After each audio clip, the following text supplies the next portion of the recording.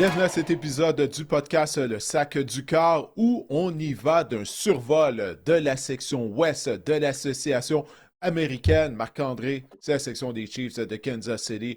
Depuis plusieurs années, les Chiefs dominent complètement la division. Exactement, et c'est la division où les entraîneurs-chefs ont le plus de victoires combinées dans l'histoire de la NFL. Oui. En ce moment, le quatuor Reed, Arba, Sean Payton et Pete Carroll ont 668 victoires combinées en saison régulière. C'est simplement incroyable. Des vétérans, des maîtres à penser. Là, en fait, je pense que là-dessus, il y a quoi? Il y a 3 entraîneurs qui, selon moi, vont être intronisés au Temple de la Renommée, au Panthéon du football. On peut parler même d'entraîneurs légendaires là, dans cette division-là. Oui, non, c'est absolument vrai. Là. En tout cas, je crois que c'est de loin la division où au niveau du coaching, là, on est le mieux nanti. Écoute, on va se rafraîchir la mémoire. On va jeter un coup d'œil au classement de la division ouest de l'américaine l'année dernière. Naturellement, bon, c'était les Chiefs. Hein? 15 victoires et 2 défaites, malgré le fait Mhm. que, si je me souviens bien, on a établi un record de la NFL pour le plus grand nombre de victoires par une possession, par moins, par une possession, oui, c'est ça, au cours de la saison. Continuellement, on a gagné des matchs de justesse du côté de Kansas City, mais ça s'est arrêté là, 12-0. face aux Eagles de Philadelphie. 12-0 dans les matchs décisés par une possession pour les Chiefs l'année dernière. Ça a vraiment fait la Mm. différence au final pour les Chiefs de Kansas City. On va en reparler plus tard, évidemment. Les Chargers en deux. En fait, on a eu 3 équipes qui ont participé aux éliminatoires cette année. L'année dernière, on en reparlera, mais est-ce qu'on va avoir le même scénario cette année? Ça reste à voir. Ouais, définitivement. Il va falloir que les Raiders soient grandement, mais grandement améliorés. Puis on va commencer justement notre survol, notre avant-goût de cette division en parlant des Raiders de Las Vegas. On est allé de plusieurs changements, là. Pas juste au niveau des joueurs. On est allé de Oui, changements à totalement. la position d'entraîneur-chef maintenant. Ben ouais, Pete Carroll est sorti de sa retraite qui a duré seulement 1 an pour revenir, ben pas revenir, mais pour arriver à la barre des Raiders. En fait, on va commencer tout en haut, Didier. On a embauché John Mhm. Spytek comme directeur général de la formation. C'est un gars qui était avec les Buccaneers de Tampa Bay, de qui on dit beaucoup de bien. Pete Carroll également aura 74 ans en septembre. C'est tout simplement incroyable. La longévité de Pete Carroll. Et on a embauché également Chip Kelly comme coordinateur offensif du côté des Raiders. On a vraiment un groupe d'entraîneurs. Je ne sais pas si c'est fascinant de voir. On est dans une ère ou dans une époque où la plupart des équipes optent pour la jeunesse, les descendants là, de l'ère des McVay et de ce monde, entre autres. Et on a vraiment opté pour l'expérience du côté des Raiders. Je pense qu'on vise plutôt à mettre une bonne équipe à court terme sur le terrain, à redresser tranquillement la barque pour par la suite peut-être faire une embauche à long terme pour être viable et être compétitif à long terme du côté des Raiders. Moi, je le vois comme ça. Non, je suis d'accord avec toi parce que tu peux pas passer, là, on parle, là, écoute, d'une équipe qui a gagné seulement 4 matchs l'année dernière. Tu peux pas passer d'être aussi mauvais que ça à une participation en éliminatoire, selon moi. Donc, il faut y aller étape par étape. On doit commencer par être bon, par être une équipe professionnelle. Puis là, je pense que c'est ça. Là, avec l'arrivée de Pete Carroll, il l'a dit en Mhm. conférence de presse l'autre fois. Il a dit, écoutez, là, j'en ai gagné là, des matchs au cours de ma carrière.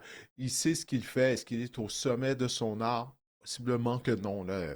Écoute, comme tu l'as dit, il va avoir 74 ans.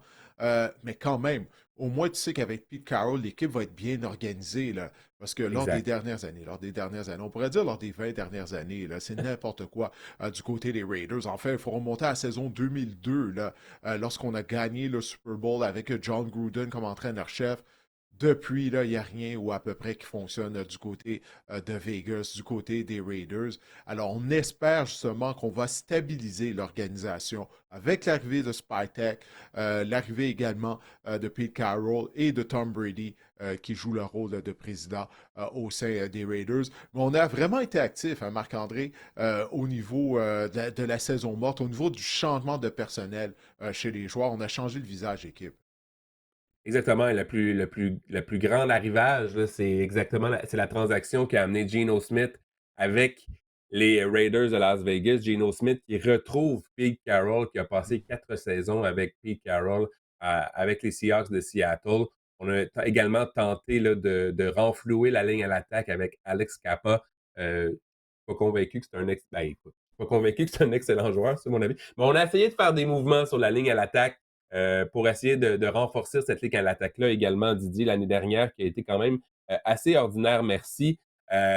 Écoute, on a repêché Ashton Genty, porteur de ballon exceptionnel. On était la pire équipe. On avait la pire attaque au sol côté des Raiders l'année dernière là, dans la NFL. Donc, on avait vraiment besoin d'aide à ce niveau-là. Et j'aimerais te lancer avec l'arrivée de Smith, avec l'arrivée de Genty, l'arrivée et l'émergence de Brock Bowers. J'aimerais te lancer sur la question de Elliott Landry qu'on a reçu via Instagram qui demande avec Pete Carroll, justement, Tom Brady et des jeunes comme Bowers et Genty sur le terrain, est-ce qu'on assiste enfin à un vrai virage à Vegas? Je crois que oui, hein. Ben, tout d'abord, merci à Elliot de nous avoir envoyé sa question, mais je crois que oui, pour les raisons que je viens de mentionner, là. Je pense vraiment qu'on a tenté de stabiliser l'organisation d'abord et avant tout. Tu as parlé de l'arrivée de Geno Smith. Geno Smith, c'est une carrière professionnelle. Est-ce que c'est une meilleure carrière de la Ligue? Est-ce qu'il est dans le top 5? Non, non, il ne l'est pas, mais c'est un bon carrière. Il ne faut pas oublier, à Seattle, ben, c'est Pete Carroll qui avait confiance en lui. Souviens-toi, la première année là, dont on a fait de Geno Smith en carrière partant à Seattle, tout le monde se disait, ben voyons donc, qu'est-ce qu'on est en train de faire ça, de faire là, on vient d'échanger à Russell Wilson, puis on va le remplacer par Geno Smith. Mais Carroll, lui, il croyait en Geno Smith. Il a eu raison. C'était la bonne décision. Geno Smith est un carrière solide. L'année dernière, vraiment, la sélection de jeu du côté de l'ancien coordinateur offensif des Seahawks de Seattle, ça ne l'a pas aidé. Là. On délaissait très rapidement le jeu au sol. On misait énormément sur le bras de Geno Smith. Et puis Geno Smith, comme la grande majorité des carrières, tu ne peux pas lui demander de tenter une quarantaine de passes par match, sinon il y a des revirements qui vont arriver avec ça. Mais c'est un bon carrière. Moi, je crois en Geno Smith. Lui, il a toujours cru en lui, même lorsqu'il a été réserviste pendant près d'une décennie. Là. Souviens-toi, on l'avait complètement oublié, Geno Smith. OK? Puis là, il a été en mesure de relancer sa carrière. Il a signé une prolongation de contrat dès son arrivée avec les Raiders. Donc, il a eu une bonne augmentation de salaire. Alors oui, pour répondre à la question d'Eliott, je crois qu'on assiste à un début de virage du côté des Raiders. La seule chose, c'est l'âge de Pete Carroll. Clairement, Pete Carroll n'est pas là pour le long terme. Là, à 74 ans, là, généralement, les gens sont à la retraite depuis déjà près d'une dizaine d'années, rendus à cet âge-là. Donc, éventuellement, on va devoir trouver un entraîneur-chef. Mais je pense que les changements auxquels on a assisté du côté de l'organisation des Raiders, ça a été pour le mieux. La question de savoir, ça va se transformer en combien de victoires au cours de la saison. On essaie de faire les choses, d'après moi, correctement du côté des Raiders. On a l'air de. Avant ça, ça a été souvent un spectacle au lieu, à tous les niveaux là, de C'est l'organisation. n'importe Parfois, quoi. Ouais. ben, moi, je dois te dire, OK, je te laisse, vas-y, n'importe quoi. Moi, je n'allais Ah pas non, si fort que ça. on va dire, c'est n'importe quoi. Mais non, mais c'était un spectacle. Je Mâchons pense pas qu'on nos essaie de mots. faire, on essaie de faire les choses de façon plus méthodique, plus pensée, plus réfléchie, faire les choses correctement. Puis je pense que ça peut amener. Je dis pas qu'à court terme, les Raiders représentent une force sur le terrain, mais je pense qu'à long terme, ça peut être payant. Si on parle maintenant de Ashton Genty, Didier, j'aimerais citer le secondaire Jalen Smith là, qui a dit que lorsqu'on lui a demandé qu'est-ce qu'il pensait d'Ashton Genty, son coéquipier, il a dit, et je cite, Ashton Genty is greatness. Vraiment, on a repêché Ashton Genty. Certains ont dit que c'était peut-être un peu tôt, mais on vient combler un besoin ardent là, du côté des Raiders comme porteur de ballon. L'année dernière, ça a été vraiment catastrophique avec les porteurs de ballon qu'on avait en place, les Alexander Matheson de ce monde et le porteur de ballon dont j'oublie le nom, là, son nom m'échappe, là, qui était vraiment Ah, très Zeus. ordinaire. Hein? Zeus, l'ancien de Georgia, là, son surnom c'était Zeus. J'oublie son nom, là, mais son Ah, surnom c'était Zeus. Mais en tout cas, il n'y avait rien de fort. mais bref, on est C'est en quoi là? On train parle de. de. On est Ouais. venu. On est venu vraiment combler un besoin là, du côté des Raiders. On avait vraiment besoin d'un porteur de ballon. Et pourquoi pas repêcher le meilleur le porteur de ballon qu'on dit générationnel. 2602 verges l'année dernière Zamir White, enregistrées. On c'est dirait lui que que c'est je une erreur. cherchais. Zamir White, Vous êtes- oui, ça commençait par un Z. C'est ça, son surnom c'était Zeus, ouais, Zamir White. Dès le début de la saison, on se disait ouf. On va vraiment y aller avec ça dans le champ arrière. Bref, c'est dans le passé. Le passé n'existe pas, Marc-André. Et dans le présent, on mise sur Ashton Genty. 2602 verges et 29 touchés au sol. l'année dernière à Boise State. On dit de lui, c'est un talent générationnel. On va voir. Mais la philosophie, on le sait, là, avec Pete Carroll, on va vouloir courir avec le ballon. Hein. Tu remontes à l'époque de Marshawn Lynch avec les Seahawks de Seattle. Même lorsque Lynch n'était plus là, on continuait de miser sur le jeu au sol. Pete Carroll veut avoir une attaque équilibrée et tu l'as mentionné tout à l'heure, il ne faut pas oublier l'arrivée du coordinateur offensif Chip Kelly. Kelly était à UCLA dans les rangs universitaires et également à Ohio State l'année dernière. Ohio State avait toute une attaque, mais Chip Kelly, la fondation de son attaque, ça a toujours été le jeu au sol. Il veut courir avec le ballon, Chip Kelly. Alors, il n'y a aucun doute que Genty, eh bien, ben, il cadre bien dans la philosophie de Pete Carroll, mais également du coordinateur offensif Chip Kelly. Alors moi, j'ai bien hâte de voir Genty au niveau de la NFL, parce qu'encore une fois, c'est un vétéran qui est allé de commentaires et le jeu à son endroit. Les vétérans, généralement, il faut que tu les impressionnes énormément pour qu'ils t'endossent publiquement, puis on le fait du côté des Raiders. Alors ça augure bien pour l'ancien demi à l'attaque de Boise State. Le côté de la ligne à l'attaque, j'ai hâte de voir Ashton Genty derrière cette ligne à l'attaque-là parce qu'on a essayé d'améliorer cette ligne à l'attaque-là qui a été vraiment médiocre, on va le dire, la saison dernière. On a récompensé du côté des Raiders Colton Miller, qui est l'un des bons bloqueurs à gauche. Je pense pas que potentiellement dans le top 10 de la NFL, avec un contrat de 3 ans, une valeur de 66 millions de dollars. Encore là, on s'assure des services de nos bons joueurs à moyen terme. Je pense que c'est une décision judicieuse de la part des Raiders. Et qu'est-ce que tu penses de cette ligne à l'attaque-là en 2025, là, Didier? Oui, ben, tu as parlé de l'arrivée de Kappa, à la position de garde, Alex Kappa, anciennement des Bengals de Cincinnati. Bon, moi, je me dis toujours, écoute, si les Bengals ne veulent pas toi être un joueur de ligne à l'attaque, la ligne à l'attaque des Bengals, là, tu sais, qui laisse à désirer. Ça reste à voir, non, mais tu fais bien de me poser cette question-là, parce que la ligne offensive des Raiders l'année dernière, en fait, lors des dernières années, ça a vraiment été pitoyable. Pour moi, ma réponse, c'est un point d'interrogation, Marc-André, parce que j'ai besoin de voir cette ligne à l'attaque-là en action cette année afin de la juger, parce que je ne trouve pas qu'on a apporté énormément de changements à ce niveau-là du côté de Vegas. Et un mot peut-être en terminant sur Brock Bauer. On parlait de talent générationnel, Ashton Genty, mais je pense qu'on a un talent générationnel également à la position d'aller rapprocher. Ça fait des années Ouais. qu'on anticipait l'arrivée de Brock Bowers, là, qui était vraiment la pierre angulaire, qui était l'attaque de Georgia pendant de nombreuses années dans les rangs universitaires. Et vraiment, l'année dernière, l'éclosion a été fabuleuse dans son cas. Et je pense qu'on peut se permettre de rêver. Là. On a vraiment tout un joueur en notre possession du côté des Raiders en attaque. Il a tout simplement réécrit le livre des records à sa première Mhm. année là, dans la NFL. Il a éclipsé tous les records à la position d'ailier rapproché pour un joueur à cette position recrue. Les records appartenaient à Mike Ditka. Là. Ça faisait longtemps que Ditka était détenteur de ces records-là. Là, on parle quoi? Ça avait été établi dans les années 60. Non, j'ai bien hâte de voir l'an 2. La deuxième saison de Brock Bowers, parce qu'il est tellement talentueux à son gabarit. Lorsque tu le vois, observe-le là, lorsque les Raiders jouent, la façon qu'il court ses tracés de passe, ses mouvements sont fluides, comme si c'était un receveur de passe. Mais une chose que j'ai hâte de voir, parce que là, on vient de passer beaucoup de temps à parler de l'attaque, avec raison, ça va être la défense des Raiders, Ouais. Marc-André, parce que Bon, on s'en je ne allait peux pas là, passer sous Didier. silence. Tu en es là, oui, oui. Écoute, je ne peux pas passer sous silence à quel point cette défense-là était mauvaise. OK? L'année Il était dernière, surtout l'année blessé. d'avant. Ouais, il était blessé, mais il y avait un manque de talent aussi. Là. C'était pas une bonne unité, là, même en santé. Mais peu importe, on est allé de changement. Là. Tout à l'heure, on a montré le tableau des nouveaux venus. Landon Roberts, rondeur de ligne, anciennement des Steelers de Pittsburgh. Jeremy Chin, également Maroda, il jouait avec Washington la saison dernière. On a amené des vétérans, encore une fois, pour stabiliser. Au sein de l'organisation, j'en ai parlé, là, on a tenté de stabiliser cette organisation-là. Je pense qu'on peut dire la même chose du côté de l'unité défensive de Vegas. On a perdu un gros morceau toutefois il y a quelques semaines. On a libéré Christian Watkins avec toute cette histoire très bizarre, là, extrêmement bizarre. Puis là, on va voir bon, qu'est-ce qui va arriver, étant donné que là, les Raiders veulent pas le payer une partie de son boni qui restait. En demeure pas moins que Wilkins, c'est un des meilleurs plaqueurs de la NFL. L'année passée, il a pris part à seulement 5 matchs à sa première année avec les Raiders en raison d'une blessure à un pied. Mais je pense vraiment que c'est ça, là. Le mot d'ordre, c'est qu'on voulait stabiliser l'organisation et la défense du côté des Raiders. On va voir ce que ça va donner sur le terrain.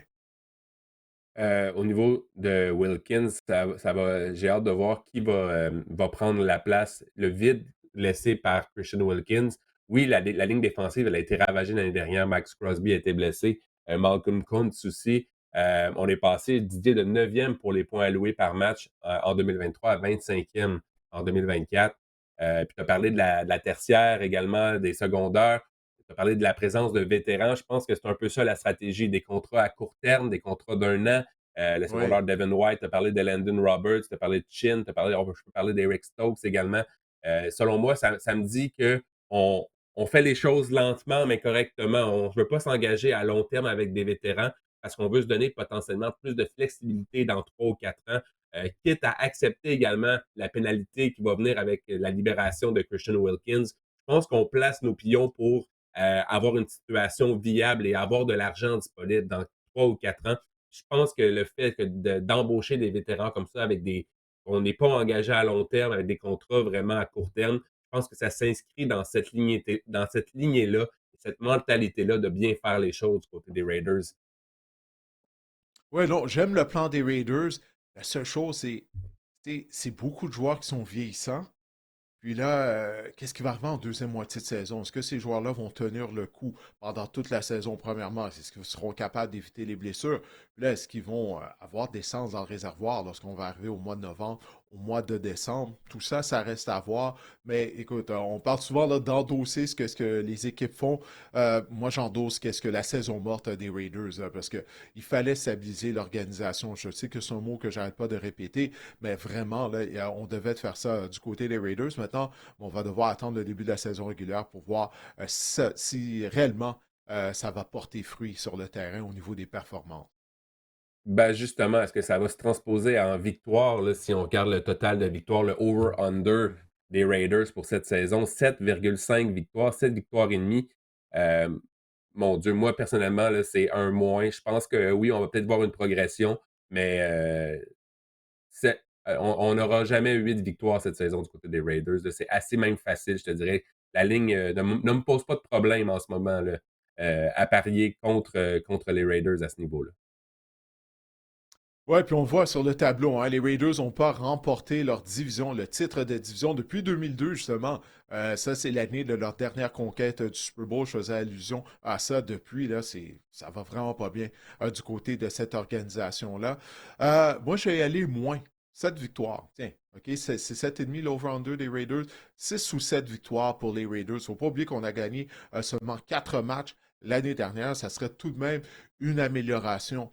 Comme je l'ai dit tout à l'heure, j'ai des doutes du côté de la défense. Cette défense-là pourra rester en santé en raison de l'ajout de vétérans. Est-ce qu'ils vont tenir le coup? Mais je crois que les Raiders vont être une équipe améliorée. Je ne peux pas voir comment ils ne seraient pas améliorés comparativement à l'année dernière avec l'arrivée de Pete Carroll, Spytek, Geno Smith et bien sûr Ashton Genty et les vétérans en défense. Donc, je vais dire moins, parce que 7,5, je trouve ça un peu élevé là, pour les Raiders, mais ça va être une équipe améliorée, je le crois sincèrement. Et par la bande, là, William Joseph qui nous demandait sur Instagram est-ce que les Raiders ont ce qu'il faut pour participer aux éliminatoires? Ben, si on prend pour acquis qu'on pense qu'ils vont avoir moins de 8 victoires, ben, je te dirais rapidement que la réponse est non. Mais est-ce qu'il y a un univers où on peut voir les Raiders peut-être participer aux éliminatoires pardon, en 2025, Didier? Un univers Non, parallèle? ben d'abord, ouais, ouais, un univers parallèle. Non, je crois pas qu'il y ait une dimension dans laquelle les Raiders en 2025 participent aux éliminatoires. Merci, William, pour ta question. Mais comme je l'ai dit tout à l'heure, avant de courir, il faut apprendre à marcher. Là, on en est là du Ah, c'est côté bon ça. des Raiders. Une chose à la fois, là, du côté des Raiders. Peut-être que je me trompe. Encore une fois, il y a un an, à pareille date, on ne croyait pas que les Commanders allaient participer aux éliminatoires, puis ils ont utilisé une formule similaire à celle des Raiders. Souviens-toi, on avait amené plusieurs vétérans, Bobby Wagner, notamment Eckler. On a amené des vétérans afin de stabiliser l'équipe, mais Jaden Daniels a été éblouissant. Il a été la raison principale pour laquelle on a participé aux éliminatoires. Alors, à moins que Ashton Genty soit la réincarnation je vais dire la réincarnation de Barry Sanders, mais même Barry Sanders, au sommet de son art, les Lions ne participaient pas aux éliminatoires. Donc, ça va prendre plus que ça. On n'est pas encore rendu là, je crois, du côté des Raiders. Mais si on peut voir une amélioration, si on peut aller chercher 7 victoires, ça serait 3 victoires de plus que l'année dernière. Je pense que ça indiquerait que les Raiders vont dans la bonne direction. Et j'ai envie de lancer le segment Fantasy Didier avec la question de Léo Samuel sur Facebook. Il nous demandait: Salut les gars. Ben, tout d'abord, salut Léo. Merci pour ta question. Ashton Genty a dominé au niveau universitaire. C'était incroyable. J'ai envie de drafter, de repêcher Genty tôt dans mon Fantasy Football cette année. Qu'est-ce que vous en pensez? Merci pour votre super podcast. Toujours un plaisir à écouter. Continuez votre excellent travail. Merci beaucoup, Samuel, de ta question. Ashton Genty, ben, si tu veux le repêcher je te dirais, dans ton Fantasy Football, mais il va falloir que tu dépenses un choix de première ronde potentiellement parce que Ashton Genty va sortir. Il est classé dans le top 5 à la position de porteur de ballon cette année dans les repêchages et avec raison. C'est un porteur de ballon qu'on dit de 3 essais. Et les attaques au sol de Chip Kelly n'ont jamais terminé plus bas que le 11e rang dans le nombre de portées par saison. Didier t'en a parlé tout à l'heure. Il était premier et troisième là, pour les verges après contact à ces 2 années NCAA. C'est vraiment un porteur de ballon qu'on dit générationnel et je suis confiant qu'Ashton Genty va être une vedette dans la NFL. Il est le porteur de ballon numéro 5 en ce moment, choix de première ronde évidemment. Enfin, lorsque je suis dans une ligue à 12 équipes, lorsqu'on va arriver le 11e, 12e rang, là, qu'on parle du turn, là, que vous avez 2 joueurs assez collés, même successifs dans ce cas-là, j'aime beaucoup mettre un Nico Collins et un Ashton Genty. Je pense que c'est un bon départ au niveau fantasy, même dans les pools de type redraft. Donc, j'ai bien hâte de voir ce que va donner Ashton Genty au niveau fantasy. J'ai hâte de voir ça, hein, parce que il me semble, là, durant les dernières années, les joueurs qui ont été repêchés puis à qui on a donné l'étiquette là, de talent générationnel, ça n'a pas bien été. Moi, c'est Trevor Lawrence là, qui m'a brûlé à ce niveau-là. Là. C'est pour ça maintenant, j'ai peur d'utiliser ce mot-là. Je croyais vraiment que Trevor Lawrence était un talent générationnel. C'est pas ce qu'on a vu. Caleb Williams, on attend, là, c'est juste sa deuxième saison. On va voir qu'est-ce que ça va donner avec le nouvel entraîneur-chef à Chicago. Je sais, là, je parle de 2 carrières, mais quand même, te souviens-tu de Trent Richardson? On Oui. disait que Trent Richardson était Les un Rough Riders espoir de du la calibre Saskatchewan. d'Adrian Peterson. Ben ouais, c'est ça, ouais, c'est ça. Il s'est rendu à Saskatchewan. Écoute, donc ça a vraiment pas bien été là, après son année recrue, le piqué du nez. On ne souhaite pas du tout ça du côté d'Ashton Genty. Écoute, étant donné qu'on a commencé à parler de fantasy football là, du côté des Raiders, qu'est-ce que tu envisages pour leur nouveau carrière partant, le vétéran Geno Smith? Quart numéro 14 en 2024, Geno Smith. Il est le quart numéro 28 en ce moment. Donc, vraiment une belle aubaine si vous y croyez. Moi, j'y crois. Geno Smith, là, pour moi, c'est le tofu là, de la NFL en cuisine. C'est un gars qui a des fois c'est bon, des fois c'est moins bon. Ce sera jamais dégueulasse, ce sera jamais exceptionnel. C'est un peu ça. Bien Mais apprêté, manger de la Geno Smith viande, ça serait mieux. Ouais, exact. Comme source de Geno protéines, Smith, manger de la viande, ça serait mieux. Gen- Exactement. Gino Smith peut être utile, s'il est bien apprêté, c'est un peu ça que j'essaie de vous dire. Mais c'est ça. Il y a des hauts et des bas au cours d'une saison. Il ne faut pas oublier que l'année dernière, elle a été quatrième pour les passes tentées à Seattle. On passait le ballon à outrance. Je pense qu'on a le mentionné depuis le début de notre analyse. Je pense qu'on veut courir davantage avec le ballon. Par contre, 23 points fantasy par match dans ses 10 matchs dans sa carrière à l'intérieur. Donc, dans un dôme, dans un stade couvert. Et on sait que les Raiders vont jouer leur match à domicile dans les stades couverts. Donc, 12 matchs pour Geno Smith dans les stades couverts seulement cette saison. C'est une statistique vraiment le fun que peut-être que va aider justement Geno Smith à connaître du succès au niveau fantasy. Je veux peut-être vous parler de les rapprocher Brock Bowers en termes de chiffres en terminant. Record de points fantasy pour une recrue à la position de les rapprocher l'année dernière, ciblé 153 fois par le carrousel de carrière médiocre qu'avaient les Raiders la saison dernière. 112 catchs, 1194 verges. C'est un record, ça aussi, pour une recrue.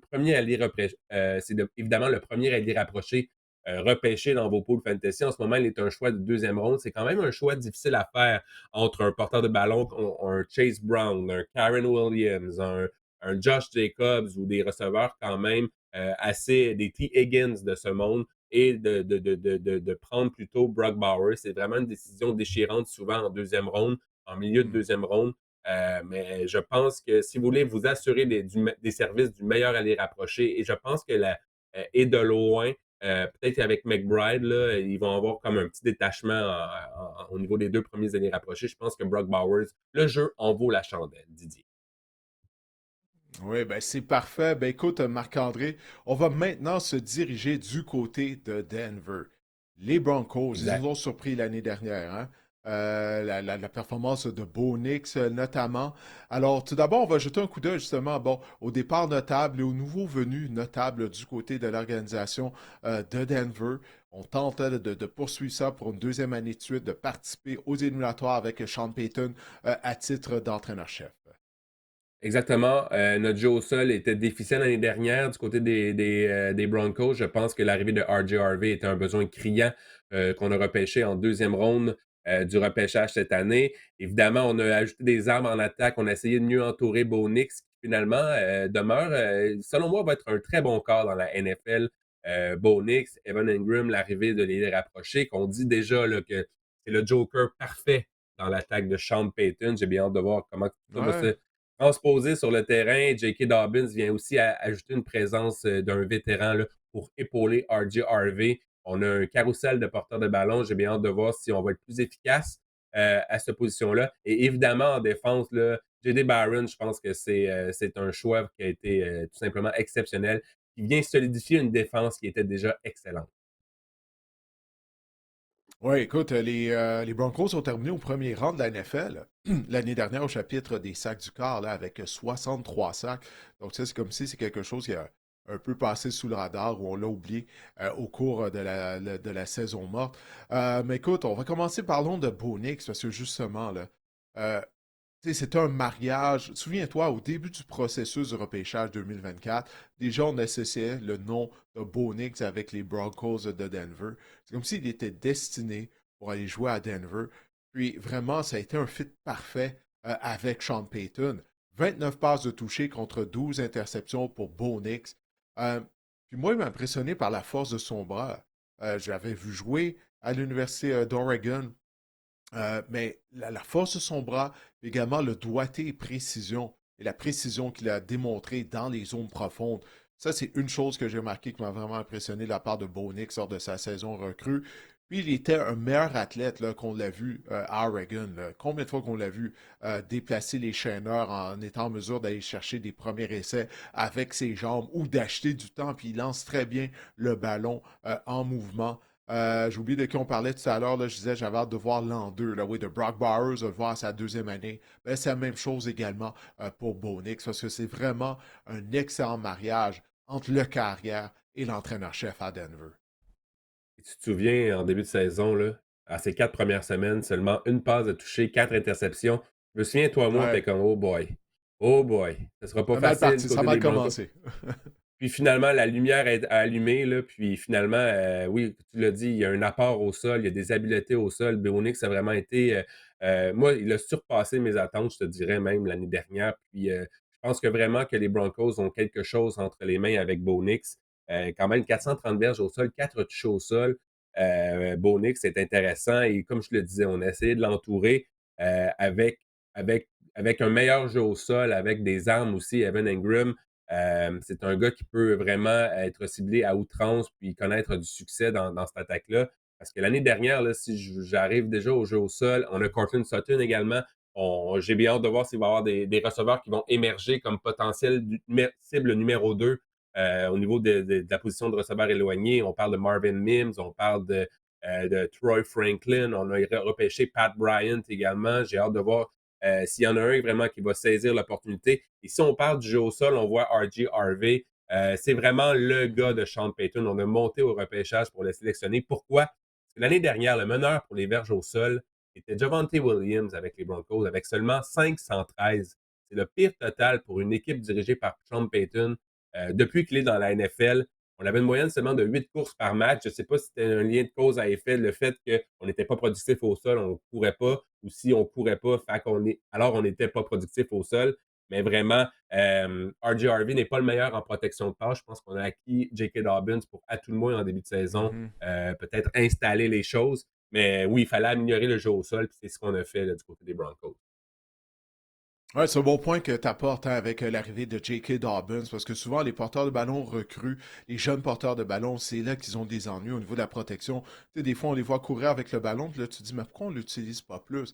Mais c'est que les entraîneurs ne leur font pas confiance au niveau de la protection, parce que les porteurs de ballon sont la dernière ligne de défense. Avant que ton carrière se fasse frapper, c'est tes porteurs de ballon là, qui sont là. Alors, si le porteur de ballon n'est pas en mesure de reconnaître où il doit aller, afin de protéger le carrière ou de donner un coup de main à sa ligne d'attaque, ben là, tu peux perdre ton carrière en l'espace d'un jeu. Alors, l'arrivée de Dobbins est aussi due au fait que généralement, Sean Payton, il aime être en mesure de pouvoir miser sur plus d'un porteur de ballon. Tu sais, Payton, une de ses forces, c'est de trouver, OK, qu'est-ce que mon joueur fait bien, puis de quelle façon je peux l'utiliser dans ce rôle afin de mettre en évidence ses qualités. Alors, Dobbins plutôt, il est plus gros, plus imposant que RJ Harvey. Puis Harvey, il est très rapide, très explosif. Excellent receveur en sortant de champ arrière. Ça va être une arme là, pour Sean Payton. Ça va être un beau jouet pour Bo Nix. Mais ça nous prenait un porteur de ballon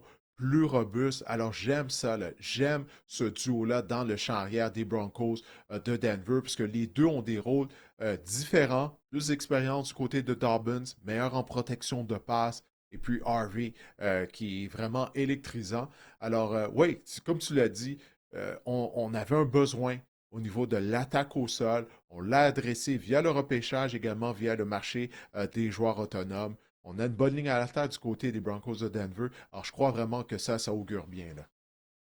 Bo Nix, c'était le 14e quart différent à amorcer un match pour les Broncos depuis la retraite de Peyton Manning. Je pense que le compteur va se stabiliser là, au cours des prochaines Ah oui, années. oui. Va vraiment stopper pour quelques années du moins. Si on parle maintenant de la défense, tu en as glissé un mot tout à l'heure, 63 sacs du corps en 2024. C'était bon pour le premier rang dans la NFL, évidemment. Et ça venait de partout. On a une excellente ligne défensive. Jonathan Cooper, Nick Bonito, John Franklin Myers, Zach Allen également, Didier. Mais ma question, oui, c'est on a une faiblesse, on avait peut-être une petite faiblesse en milieu de terrain du côté des Broncos et on a vu ça spécialement en éliminatoire. Les Bills ont couru 44 fois pour des gains de 210 verges en éliminatoire contre les Broncos. On a essayé de pallier à cette faiblesse-là en ajoutant des gars comme Drake Greenlaw et Talanoa Ofanga qui a subi une blessure en 2023, mais qui Mhm. a subi vraiment une blessure en 2023 et qui a été blessé également l'année dernière. On compte sur ces joueurs-là pour rebondir, pour essayer justement de combler cette petite faiblesse-là qu'on a dans la défense des Broncos. On a récompensé Zach Allen en lui donnant une prolongation de contrat. Félicitations à Zach Allen. C'est un joueur qui passe sous le radar. Mais l'année dernière, il a été parmi les meneurs en termes de pression là, à la position de plaqueur sur les carrières adverses. On a vu des photos de Patrick Surtain, joueur par excellence de la NFL en défense. C'est à mentionner les joueurs au sein du front de la défense des Broncos de Denver. Il y a Franklin Myers, un joueur de ligne défensive que j'aime beaucoup. Puis en plus des joueurs qu'on a ajoutés, là, tu l'as mentionné, cette défense-là devrait juste être améliorée en théorie. Là, on met sur un des excellents coordinateurs en défense, en Vance Joseph. C'est une faiblesse, c'est là. Je pense que tu as mis le doigt dessus. Au niveau du jeu au sol, en fin de saison, je ne sais pas si lors du match éliminatoire, on était fatigué, on a manqué d'essence du côté de ce front de la défense des Broncos de Denver. Mais avec les ajouts qu'on a fait, moi, je crois que cette défense-là devrait juste continuer à exceller comme elle l'a fait la saison dernière. Exactement. Et on n'a pas parlé de la tertiaire, qui est selon moi l'une des meilleures tertiaires de la NFL également. On a parlé de Patrick Surtain, qu'on a vu sur les images, qui est potentiellement l'un des meilleurs demi de coin, sinon le meilleur demi de coin de la NFL. Et on a ajouté J.D. Barron, là, qui pourrait venir donner Oui. également. C'est un joueur aux habiletés indéniables. C'est un joueur qu'on est vraiment ravi Très d'avoir. polyvalent. Exactement, exactement. On est ravi de l'avoir avec les Broncos. Je pense que cette défense-là va être encore excellente cette année. Là. On est vraiment grillé, comme on dit en défense, côté des Broncos. Ouais, écoute, Barron peut jouer à la position de demi-coin, position de demi-coin intérieur, la position de nickel. Tu peux même le déployer comme un maraudeur. Donc, faut pas oublier, avec Surtain, avec Riley Moss également, là, qui a démontré des belles choses de l'ancienne de l'université Iowa. Il n'y a pas vraiment de faiblesse là, quand tu vas position par position au niveau de cette défense-là. Alors non, j'ai bien hâte de voir ça, là, l'unité défensive des Broncos de Denver. Les Broncos pourraient, là, ça pourrait être l'équipe peut-être qui pourrait chauffer, peut-être même, qui sait, détrôner les Chiefs de Kansas City. Ben, c'est un peu ce que William Gonzalez nous demande, là, Didier. Est-ce que Denver sera l'équipe surprise qui va faire les éliminatoires et qui va se rendre loin en éliminatoire, Didier, qui va faire un bon bout de chemin en éliminatoire, Didier, t'en penses quoi? Ouais, ben là, si on parle des éliminatoires, c'est loin. Tout d'abord, merci à William qui nous envoie régulièrement des questions. Les éliminatoires, c'est loin. Il y a tellement de choses qui peuvent se passer là d'ici le mois de janvier. Mais les Broncos ont ce potentiel-là. Si Bo Nix peut continuer de progresser, parce que généralement, la plus grande amélioration qu'on voit chez un joueur, c'est de sa première à deuxième année. Puis qu'est-ce qu'on a vu de la part de Bo Nix, surtout en deuxième moitié de saison? Ça a vraiment été formidable là, du côté des Broncos de Denver. Alors, s'il peut continuer de s'améliorer de la sorte, je viens de parler de la défense, on a parlé des ajouts dans le champ arrière.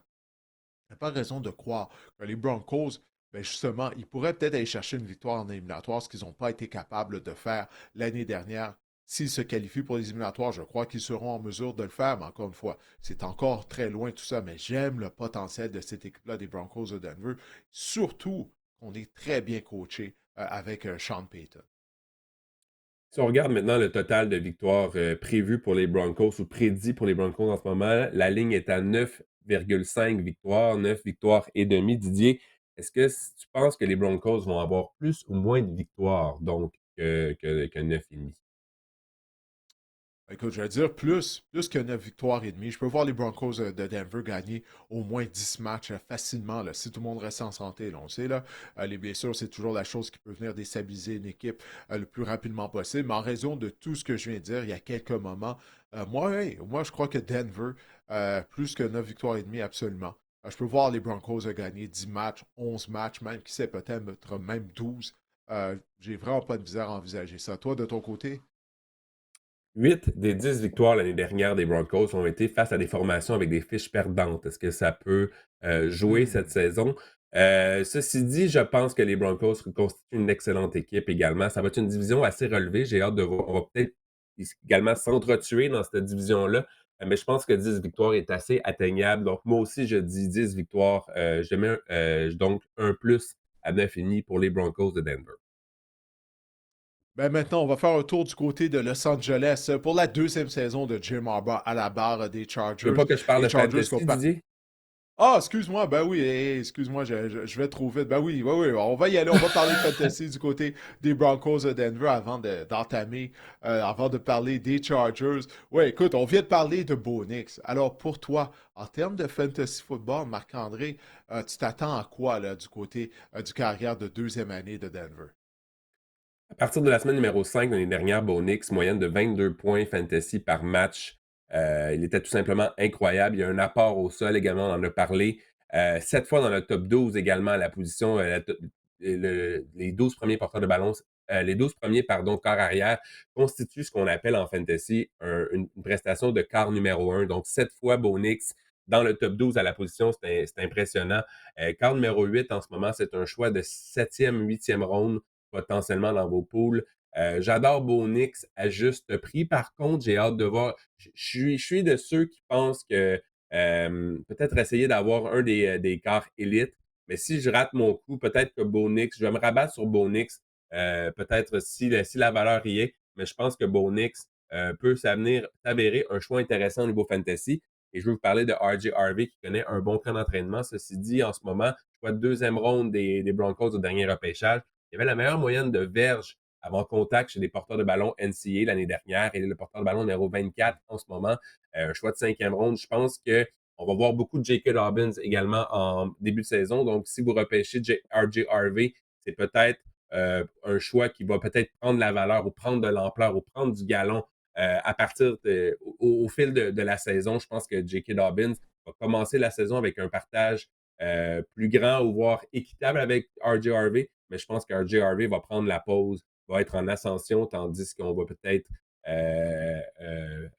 enlever la charge de travail à J.K. Dobbins en cours de saison et peut-être terminer avec Courtland Sutton, qui est le receveur numéro 13 l'an dernier au niveau fantasy. Dépendance au toucher. L'année dernière, 7 points de moins dans les matchs où il n'inscrivait pas de toucher. Ça reste à surveiller. Mais je pense qu'il est la cible numéro 1 de Bo Nix cette saison. Il est receveur numéro 22 en ce moment, choix de 5e ronde. Je pense que c'est une excellente valeur. Ah ben parfait. On va y aller là pour de vrai du côté des Chargers de Los Angeles. La deuxième année de Jim Harbaugh à la barre des Chargers. Puis Harbaugh, tu sais, je parlais là d'amener un entraîneur professionnel. C'est du côté de Vegas. Ça fait de stabiliser l'organisation. On a vu là du côté des Chargers, Marc-André, la différence que ça fait lorsque tu as un vrai entraîneur-chef là. OK, à Los Angeles, Jim Harbaugh il a gagné partout où il est allé. Immédiatement, il a donné une identité aux Chargers. Sa marque de commerce, c'est quoi? C'est de courir avec le ballon là, en attaque. Là. Jim Harbaugh, malgré le fait qu'il est un ancien carrière, il aime pouvoir miser sur des attaques qui sont robustes, qui peuvent courir avec le ballon. C'est ce qu'on a fait l'année dernière du côté des Chargers. On a été en mesure de participer aux éliminatoires, mais on est quand même allé de quelques changements de personnel du côté de l'organisation de Los Angeles. Et d'entrée de jeu pour les Chargers, j'aimerais t'amener sur la quête. Ah oui, excuse-moi, oui. Le tableau des arrivées et des départs, ben écoute, je pense qu'il faudrait discuter de Benjamin Saint-Just qui est arrivé, le Québécois qui est arrivé avec les Chargers cette année dans une défense. Je pense qu'il y aura les opportunités de se faire valoir, Benjamin, puis ça, je trouve ça intéressant pour lui. L'un des ajouts importants là, du côté des Chargers, c'est Mekhi Becton également sur la ligne offensive. Évidemment, pour Marion Mhm. Hampton, le porteur de ballon qu'on a repêché en première ronde. Et du côté des départs, on a Joey Bosa. Oui, je pense qu'il arrive au bout du rouleau. Joey Bosa, il est parti pour les Bills. Et évidemment, Joshua Palmer également. Mike Williams a pris sa retraite. Mais on a vraiment fait des ajouts intéressants, si tu veux mon avis, du côté des Chargers pour la prochaine saison. Là. Ouais, ton gars, Najee Harris et ses feux d'artifice, là, également anciennement Ah des oui. Steelers de Pittsburgh, a raté le début du camp d'entraînement, s'est blessé à un œil lors du C'était 4 pas grave, juillet. les feux d'artifice, il n'y Gros avait rien, mais négligent. finalement, il y avait quelque chose, finalement. C'est peut-être plus grave qu'on Ben pense. oui, c'est ça qu'il nous disait. Ben oui, exactement. Il nous disait non, non, c'est mineur. Puis là, le camp d'entraînement a commencé. Lui, il participait pas aux entraînements, portait des lunettes de soleil afin de protéger son œil. Ah, bref, quel fiasco. Mike Williams, qui a pris sa retraite tout juste avant le début du camp d'entraînement. Je crois pas qu'on s'attendait à ça nécessairement du côté des Chargers. Heureusement qu'on a repêché des receveurs de passe. Mais parlons justement ben, du Québécois Benjamin Saint-Just. Hein. Il n'y a pas beaucoup de Québécois du côté de la NFL. Il faut en parler.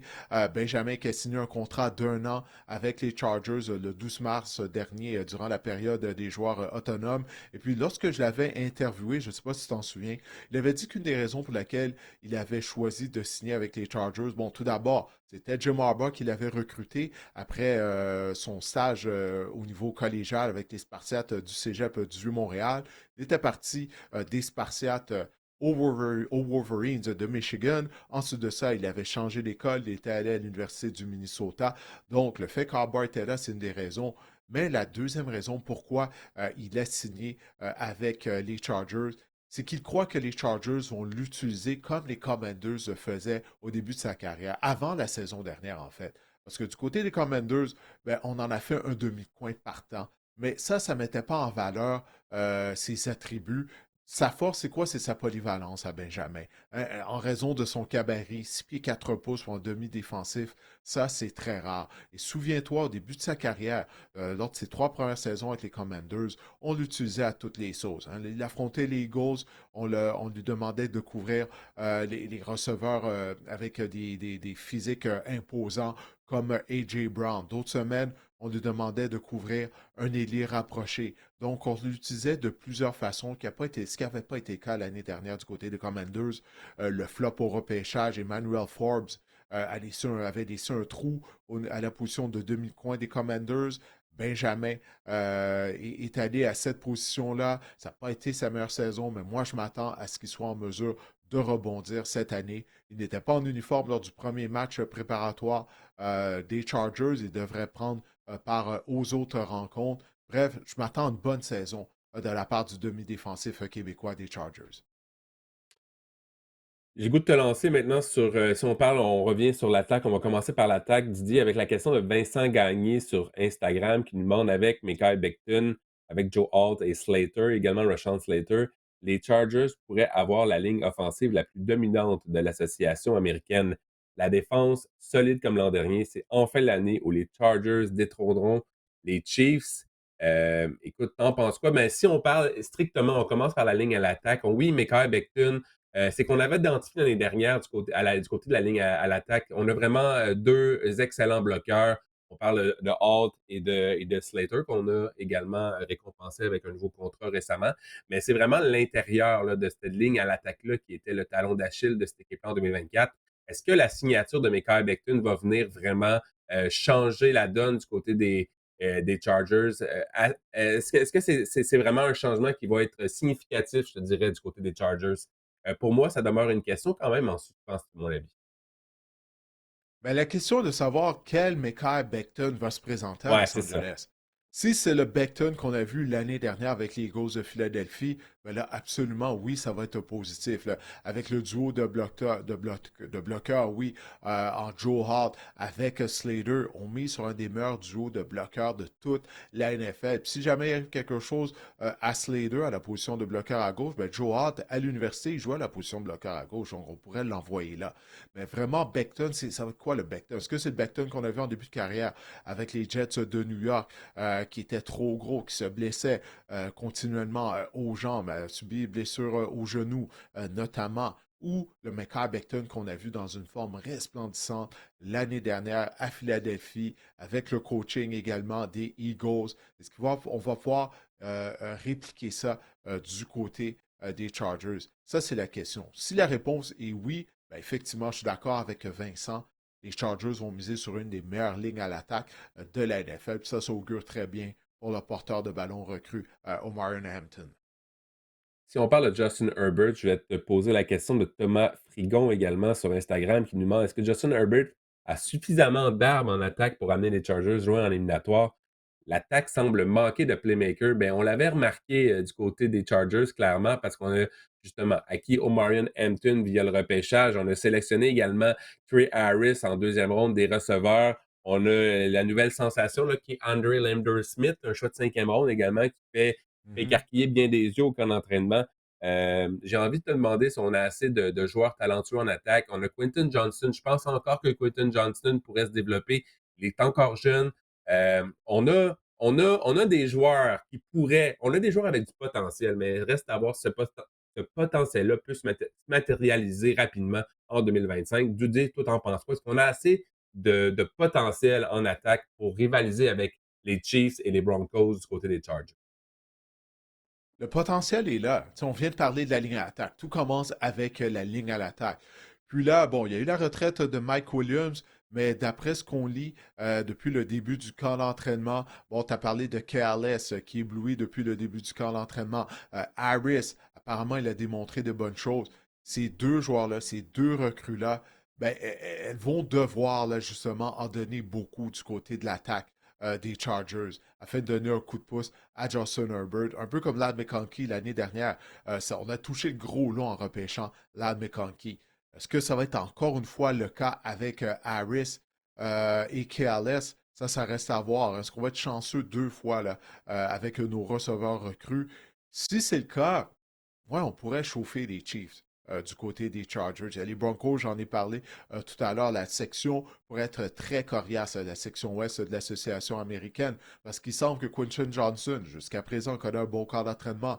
Il attrape toutes les passes ou à peu près lance à sa direction, parce qu'on sait depuis le début de sa Un bon carrière, début. les passes échappées, là, c'est ça là, qui le tue. Là. Il est en mesure de se libérer. Il est grand, il est gros, il est rapide, mais il échappe beaucoup, ben, beaucoup trop de passes. Alors lui, pour Johnston, il n'y a aucun doute que c'est une année cruciale. Là. C'est sa troisième année. Là. Il n'y en a plus d'excuses et on a grandement besoin de lui. Parce que Mike Williams était l'autre receveur qui était imposant physiquement, mais là, il n'est plus là, il a pris sa retraite.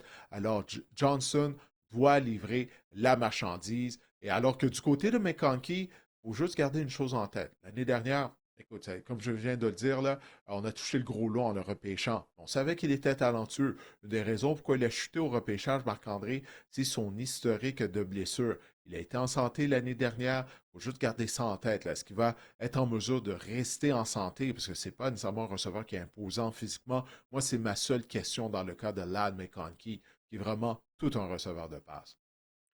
J'ai une question également de Joey Durer là, sur YouTube qui nous demande le système offensif de Jim Harbaugh pourrait-il permettre à Omarion Hampton de surpasser Ashton Genty en termes de performance? Moi, personnellement, je ne Mhm. crois pas parce qu'Ashton Genty va être utilisé à outrance. On va lui donner, il va avoir, d'après moi, il va avoir 25 opportunités par match, mais je pense qu'Omarion Hampton va avoir son utilité. On l'a vu dans le match du Temple de la Renommée. Il a effectué une course là, vraiment assez, une course assez exceptionnelle lors du match préparatoire. Mais écoute, je pense que c'est un excellent joueur, Omarion Hampton. Mais de là à le placer au niveau d'Ashton Genty, je pense qu'il a encore des croûtes à manger. Toi, t'en penses quoi? Moi, personnellement, je me souviens, lorsqu'on faisait nos épisodes là, du podcast durant la période du repêchage, moi, je n'étais pas de ceux qui croyaient qu'il y avait un si grand écart que ça entre Genty et Hampton. Moi, j'adore Hampton. Et puis, jumelé au système, on parle dans la question, on parlait du système de Jim Harbaugh, mais c'est vraiment le système de Greg Roman, qui est coordinateur à l'attaque des Chargers. C'est une chose qu'on sait de Roman, c'est qu'il veut courir avec le ballon. OK? Il veut courir avec le ballon. Anciennement, il était coordinateur offensif des 49ers de San Francisco avec Jim Harbaugh. Souviens-toi, dans ce temps-là, il y avait Frank Gore, il y avait Colin Kaepernick. C'est lui qui avait développé cette attaque terrestre-là là, avec Kaepernick, là, qui avait permis aux Niners de se rendre jusqu'au Super Bowl. Ensuite de ça, Greg Roman, c'était lui coordinateur à l'attaque des Ravens de Baltimore au début de la carrière de Lamar Jackson, en fait, jusqu'à il y a 2 ans. Greg Roman, c'est un des meilleurs coordinateurs offensif de toute la ligue pour dessiner le jeu au sol. OK? Là, pour la passe, ça, c'est autre chose. Il y a Jim Harbaugh est là et également Mark Trestman qui fait partie de l'organisation des Chargers, qui est là pour donner un coup de main afin de dessiner l'attaque du côté du jeu aérien. Mais tout ça pour dire qu'au sol, Hampton arrive vraiment dans une situation idéale. Parce que la ligne à l'attaque, on vient d'en parler, là, si Beckton peut être en forme, cette ligne à attaque-là, elle a le potentiel d'être c'est pas la meilleure de la NFL. Elle est grosse, elle est robuste. Alors, Hampton lui-même est un gros porteur de ballon, robuste. Alors, c'est la raison pour laquelle je crois que Hampton, à la fin de la saison, pourrait potentiellement être plus productif que Genty. Chose qui est certaine, c'est que pour être aussi productif que Genty en 2025, il va falloir qu'il supplante Najee Harris très rapidement pour Ça sera pas avoir un vraiment. problème. Ça sera pas un problème. Ça sera pas un problème. Najee Ben, en ce Harris moment, qui est tellement lent, il y a une raison pourquoi il est plus à Pittsburgh. C'est pas un problème. Ça c'est pas un problème. Ce n'est qu'une formalité. quand la plus belle qualité de Najee Harris comme porte-ballon, c'est sa disponibilité, ça en dit long Ouais. sur un gars. Si on parle un peu de la défense maintenant, Didier, on a eu quelques départs. On a vu Joey Bosa, 9 saisons avec les Chargers. C'était vraiment le visage de la concession pendant quelques années. Mais 23 matchs ratés en 3 ans. Donc, oui, il commence à être au bout du rouleau. On a également misé sur la stabilité avec des vétérans, sur des retours également sur des contrats d'1 an, avec Khalil Mack et Denzel Perryman. On a aussi quelques bons joueurs là, du côté des Chargers, notamment l'émergence l'année dernière de Diane Henley en 2024, huitième pour les plaqués dans la NFL.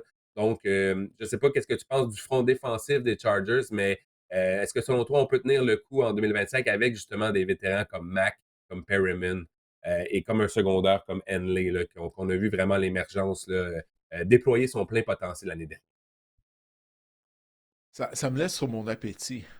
OK? Surtout, comment on va faire pour presser les carrières adverses? Tu as parlé du départ de Bosa. Bon, il était vraiment pas fiable. Dès son arrivée à Buffalo, il a subi une blessure durant la saison morte. D'ailleurs, Khalil Mack, ben là, il est âgé, Khalil Mack. Là. C'est la raison pour laquelle on lui a juste donné un contrat d'1 an. Alors, la pression, elle va venir de où? Est-ce qu'on va être obligé de blitzer énormément? Si c'est le cas, là, ça va mettre de la pression sur la tertiaire.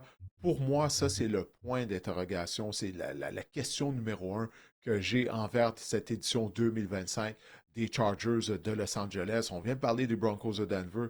On se pose pas la question afin de savoir comment Denver va apprécier les carrières adverses. On a parlé des joueurs au sein du front de cette unité défensive. Mais du côté des Chargers, pour moi, ça, c'est le gros point d'interrogation. Au niveau de l'équipe au complet, comment on va générer de la pression sur les carrières adverses? Et même au niveau de la tertiaire, je te dirais qu'il y a des points d'interrogation parce que ça, justement, on parlait d'opportunité pour Benjamin Saint-Just. Il y en a une belle, Benjamin, parce qu'avec les départs d'Asante Samuel Jr. et Christian Fulton, je pense qu'on a aussi, on devrait avoir des réponses à nos questions dans les prochaines semaines du côté des Chargers. Mais tu sais, on a Derwin James qui est probablement le gars dans la tertiaire qui est le plus constant, mais sans plus. Donc, j'ai hâte de voir aussi comment tout ça va s'agencer, là, la tertiaire aussi On a des questionnements en défense côté des Chargers. Oui, définitivement. Mais comment on va faire pour chasser les carrières adverses? J'en reviens à ça. Parce on n'a pas le personnel pour le faire, là, à moins qu'il y ait un joueur qui s'avère être une révélation ou il y a quelqu'un là, qui passe sous le radar. Mais on n'a pas le personnel pour déranger les carrières adverses. Bref, j'ai bien hâte de voir ça. Le total de victoires des Chargers en 2025 est présentement à 9,5, donc 9,5 victoires, Didier. C'est quand même une ligne que je trouve problématique, là. Je veux dire, c'est pas facile de penser. Je pense que les Chargers vont terminer troisième de cette division-là, c'est mon avis. Est-ce ils vont atteindre le plateau des 10 victoires? Ils en ont eu 11 la saison dernière. Moi, je vais placer un moins là-dessus. Je pense que les Chargers vont avoir moins Ah ouais. de 10 victoires cette saison. Le jour ça va être crucial pour les Chargers parce qu'on vient parler des points d'interrogation du côté de la défense, autant au niveau du front et même au niveau de la tertiaire. Une façon de masquer tout ça, c'est de dominer au niveau du temps de possession, de courir avec le ballon. Donc ça, c'est quelque chose qui pourrait vraiment aider l'unité défensive. Pour ce qui est du over-under, moi j'ai confiance en Jim Harbaugh. À cause de la confiance que j'ai envers Jim Harbaugh, je vais choisir plus de 9 victoires et demie pour les Chargers en 2025. Ça, j'ai une confiance aveugle en Jim Harbaugh. Alors, jusqu'à preuve du contraire, j'y vais pour le over au niveau du over-under. Maintenant, Marc-André, on va se tourner du côté du fantasy football pour cette saison 2025 du côté des Chargers de Los Angeles. Ça commence avec Justin Herbert qui, l'année dernière, a fait un excellent travail afin de bien protéger le ballon en saison régulière. Il a été victime seulement de quatre interceptions. Mais bon, en termes de fantasy football, ça a laissé ses propriétaires, je crois, sur leur appétit, étant donné qu'il est tellement talentueux. À quoi peut-on s'attendre, Didier, de Justin Herbert cette saison? C'est la grande question, parce que l'année dernière, on se souvient, il s'était blessé en début de saison. Blessure l'an dernier, donc lors des semaines numéro 1 à 7, donc en début de saison, il était le quart numéro 27. On voyait du côté de l'attaque, la planification en attaque aussi pour Justin Herbert. On courait davantage avec le ballon, on ne lui laissait pas tenter. Il y avait des matchs là, qui tentaient moins de 25 passes, même moins de 20 passes par match. C'était un peu inquiétant. Mais lorsqu'on a ouvert le livre de jeu là, du côté de Jim Harbaugh et Greg Roman, à partir de la semaine numéro 8, quart numéro 11 en termes de points par match, 8 top 12 à la position à partir de la semaine numéro 11. À partir de la semaine numéro 8, pardon, c'était deuxième dans la NFL derrière Lamar Jackson. Donc, on a vraiment eu une progression dans son cas dans le jeu de Justin Herbert. Maintenant, est-ce qu'il peut redevenir le quart fantasy élite qu'il était? J'en suis pas convaincu, en tout cas, du moins pas cette année. Mais aussi, on l'a vu courir avec le ballon. Ça, c'est intéressant. 306 verges au sol la saison dernière, c'est un sommet. Et le quart numéro 14 en ce moment, gratuit dans une ligue à 12 équipes. Si vous voulez vous assurer des services de Justin Herbert, vous pouvez le faire assez aisément dans une ligue à 12 formations. Je ne suis pas convaincu qu'il va retrouver ses lettres de noblesse des débuts de carrière où il était le quart numéro dans un quart top 5 au niveau fantasy. Mais est-ce qu'il peut s'améliorer? Ça, j'en suis quand même convaincu. Si on parle maintenant du porteur de ballon, Omarion Hampton, on en a glissé un mot, près de 3200 verges et 30 touchés à ses 2 dernières saisons à North Carolina au niveau universitaire. C'est un porteur de ballon vraiment qui peut tout faire sur le terrain. Il est le porteur de ballon numéro 17 en ce moment. C'est un choix de quatrième ronde. Et, et autant et plus le camp d'entraînement avance, plus Najee Harris n'est pas sur le terrain, plus Omarion Hampton augmente ou monte dans les classements, monte dans mon cœur également. Je pense qu'il peut s'avérer une excellente option si Najee Harris vraiment rate le début de la saison. Et je veux vous parler également de Ladd McConkey en 2024, pardon, qui a vraiment été une découverte au niveau fantasy entre les semaines 8 et la semaine 18, receveur numéro 8 au niveau fantasy, ciblé près de 23% du temps par Justin Herbert. Donc ça, c'est intéressant. Hyper efficace également. 2,57 verges par tracé. Je l'expliquais que cette statistique-là permet de voir à quel point un receveur crée de la séparation et se démarque sur un terrain. Et là, McConkey est l'un des meilleurs à ce niveau-là. Il est seulement 3 autres recrues avec une moyenne plus haute que lui lors des 10 dernières années. Les 3 autres étant Justin Jefferson, Odell Beckham et A.J. Brown. Donc, pour moi, là, McConkey, là, c'est un choix de deuxième ronde en ce moment. Oui, il y a un historique de blessure. Oui, il est parfois fragile, mais je pense que s'il est en santé pour 17 matchs, il va s'avérer très, très payant au niveau fantasy. Ouais, ça devrait juste l'aider là, si Harris, notamment, et Johnston sont en mesure de contribuer et KLS aussi. Alors, ça devrait l'aider dans sa production. Bon, mais écoute, maintenant, on va se tourner du côté des Chiefs de Kansas City. Je l'ai dit au début de l'épisode. La section ouest de l'américaine, c'est simple, Marc-André, elle appartient aux Chiefs depuis plusieurs années. On termine au premier rang. Et du côté de Kansas City, bon, on a dû y aller là, de certains changements en termes de personnel. Oui, on s'est rendu au Super Bowl, mais on se souvient tous de la déconfiture que cette rencontre a été, en particulier au niveau de l'attaque et de la ligne offensive. Exactement, Didier. Et j'ai envie de te. Ben, premièrement, 9 titres de division de suite. Je pense que le 10e va être plus ardu que d'autres là, au cours des dernières années. Ça reste à voir. Mais j'ai envie de te lancer vraiment la ligne à l'attaque. Tu en as parlé. Il y a vraiment des questions là-dessus qu'on a reçues du public. Je vais en coller deux. Guillaume, prépare-toi. Tout d'abord, celle de JF Dumas via Facebook qui nous demande bon, tout d'abord, bonjour messieurs, concernant les Chiefs. Malgré une bonne fiche l'année passée, les lacunes étaient quand même assez grandes et évidentes sur la ligne à l'attaque, surtout contre les excellents Eagles. Ça, c'est vrai, monsieur. Et en apprenant le départ de Joe Tooney également pour les Bears de Chicago, je vous demande votre opinion concernant la ligne à l'attaque des Chiefs. Et par la bande, j'aimerais enchaîner immédiatement sur la question de Steph Barry sur Facebook qui nous demande, qui dit d'abord, selon moi, les Chiefs ont obtenu le vol du dernier repêchage en Josh Simmons connaît un excellent camp d'entraînement. Je crois que les Chiefs ont réglé leur problème de plaqueur à gauche.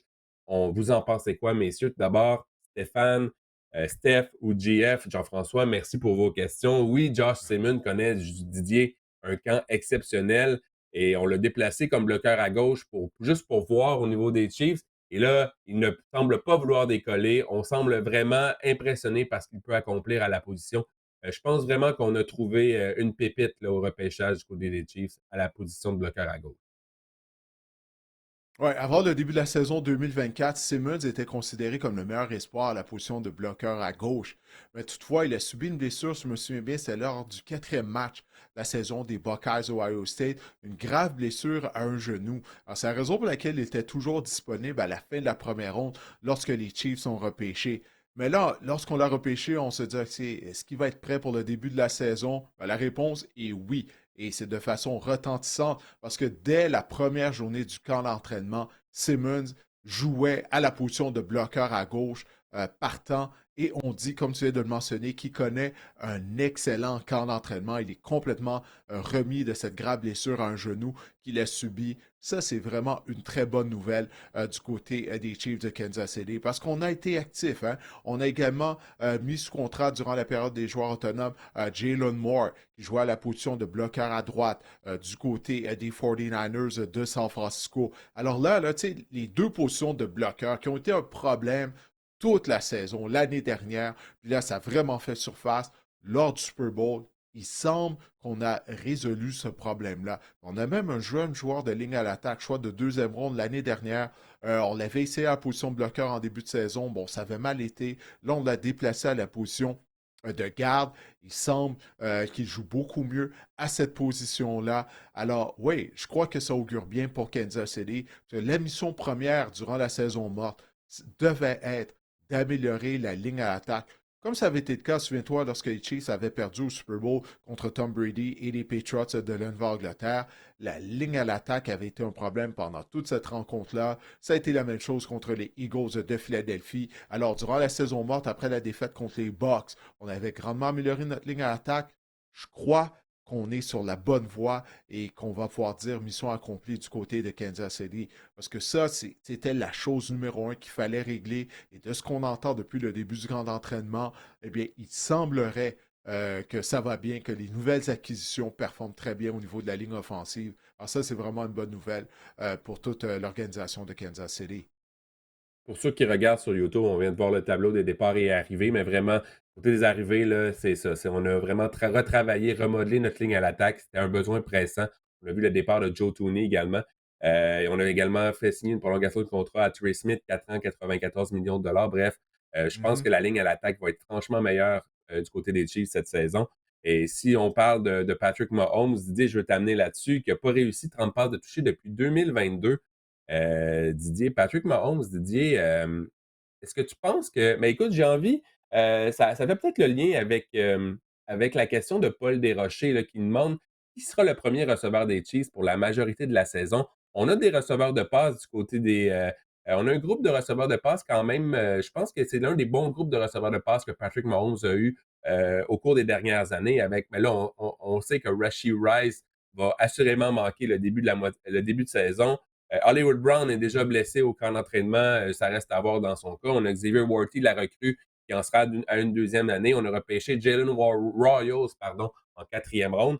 Mais j'ai envie de t'entendre, Didier, sur Patrick Mahomes, qui, on parlait de l'attaque, a subi 36 sacs du corps en saison régulière l'année dernière.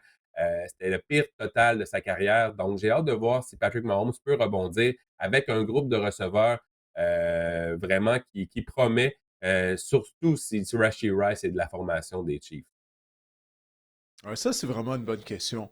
Parce que je me souviens au mois de février dernier, lorsque j'étais à la Nouvelle-Orléans pour couvrir la semaine du Super Bowl, j'avais posé des questions à Julian Edelman, ancien receveur de vedette des Patriots de la Nouvelle-Angleterre. Puis notamment, j'avais mis une de ses réponses qui était qu'il trouvait que lui, c'était prématuré de comparer Patrick Mahomes à Tom Brady. Parce que souviens-toi, avant le match, là, avant la défaite contre les Eagles, il y a des gens là, qui couronnaient déjà Mahomes en disant, bon, ben, ça y est, les Chiefs vont gagner un autre Super Bowl. Puis là, éventuellement, il va remporter plus de 7 titres du Super Bowl, qui est le record détenu par Tom Brady. Mais ce que Edelman disait, il disait, écoute, du côté de Brady, il est en mesure de s'ajuster à des nouveaux coéquipiers. Parce qu'il disait que du côté de Mahomes, depuis le début de sa carrière, il a toujours eu Travis Kelce. Mais éventuellement, Travis Kelce ne sera plus là. Alors que du côté de Tom Brady, souviens-toi, au début de la dynastie des Patriots, les joueurs qu'on avait, ensuite de ça, ça a changé. Randy Moss est arrivé, Wes Walker est arrivé. Ensuite de ça, Walker et Moss sont partis. Donc, on a eu d'autres receveurs. Rob Gronkowski est arrivé. Donc, ça, l'équipe, et puis là, je ne parle même pas de la ligne d'attaque, les porteurs de ballon. Donc, l'équipe autour de Brady a toujours changé. Il est en mesure de s'ajuster. Est-ce que Patrick Mahomes, lui, il est en mesure de le faire? Tu as parlé de la baisse de sa production en termes de passes de toucher lors des dernières années. Moi, personnellement, je crois que c'est dû au fait que le talent autour de lui a baissé. Bon, on vient de parler en long, en large des déboires de la ligne à attaque. Mais même à la position de receveur de passe, quand tu regardes le groupe de receveurs de passe, puis j'inclus les rapprochés Travis Kelce, qui va être âgé d'un an de plus, qui est vieillissant maintenant, c'est possiblement la dernière année de sa carrière. Bref, on verra. Mais c'est pas un grand groupe de receveurs, là. On a besoin de Rashee Rice. Puis là, bon, il semble qu'il va rater le début de la saison, comme tu l'as dit. On va voir si la NFL va le suspendre. Mais l'année dernière, il n'était pas là, il était blessé. Hollywood Brown, Marquise, je vais l'appeler Marquise Brown. OK? Parce que lorsqu'il joue mal, c'est Marquise Brown. Lorsqu'il joue bien, c'est Hollywood Brown. Mais depuis le début de sa carrière, en plus des blessures, lorsqu'il était en santé, combien de fois qu'il échappait des passes de toucher directement dans ses mains? Il y a une raison pourquoi il change d'adresse régulièrement, Marquise Hollywood Brown. Xavier Worthy, extrêmement rapide. OK? Parfait. Mais l'année dernière, il n'a jamais été une menace verticale. OK, les jeux qu'il réussissait, c'était des courtes passes qu'il était en mesure de transformer après la réception, d'aller chercher des verges, après le catch, des passes-pièges. Faisait de l'excellent boulot là-dessus. Mais il n'était pas une menace verticale qui tirait les défenses adverses, malgré le fait qu'il est extrêmement rapide. Et en plus de ça, ces trois receveurs-là, ils ne sont pas imposants physiquement. J'ai trouvé une statistique intéressante que Patrick Mahomes, la saison dernière, Marc-André, dans les passes, qui ont voyagé plus de 20 verges dans les airs, sais-tu quoi son pourcentage de passes complétées? 26 Il y en a, 26 il y en a essayé, pas compliqué, il y en a essayé seulement 12. C'est le deuxième plus bas total dans la NFL. Moi, ce que ça me dit, Voilà.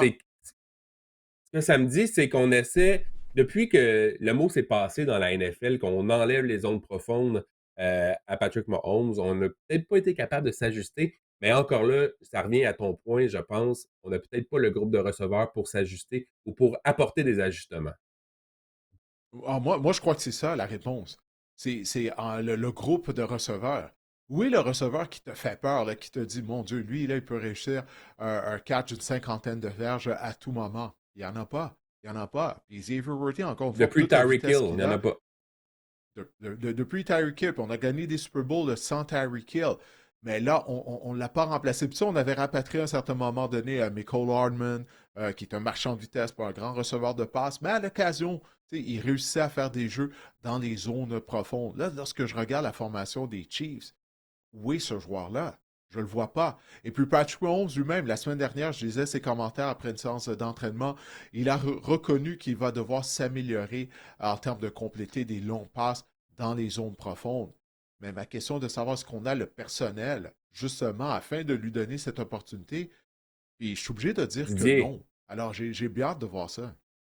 Travis Kelce, l'année dernière, J'écoute. 97 catchs, près de 100 catchs. Combien de verges au total? 823. Ça veut dire que c'est des Hmm. courtes passes, et plus souvent qu'autrement. Oui, il y a seulement 3 touchés, mais 823 verges pour près de 100 catchs, c'est grosso modo une moyenne de 8 verges par catch. C'est pas beaucoup. C'est des courtes Oui, passes, ça aussi, là. Je veux dire, on n'a pas été dans les zones oui, profondes oui. avec Travis Kelce, qui est, selon moi, le receveur le plus imposant de ce groupe de receveurs-là. Oui, là, je suis entièrement d'accord avec toi, mais il est vieillissant. Ça ne va pas s'améliorer dans le cas de Travis Kelce, ce statut de sa carrière. Puis si tu veux miser sur son ailier rapproché pour attaquer les zones profondes, il y a un problème, là. Ça doit être tes receveurs éloignés qui font ça. Alors, l'attaque des Chiefs, tu sais, il y a plusieurs. Lorsqu'on en a présenté énormément là, de rencontres des Chiefs sur les zones de RDS l'année dernière, euh, constamment, c'est le milieu du terrain qu'on attaque. OK? On ne lance pas le ballon à l'extérieur des numéros très rarement maintenant parce qu'on n'a pas le personnel pour le faire. Alors, je sais qu'on ne peut pas remodeler l'attaque au complet en une saison morte. La priorité se devait d'être la ligne à l'attaque.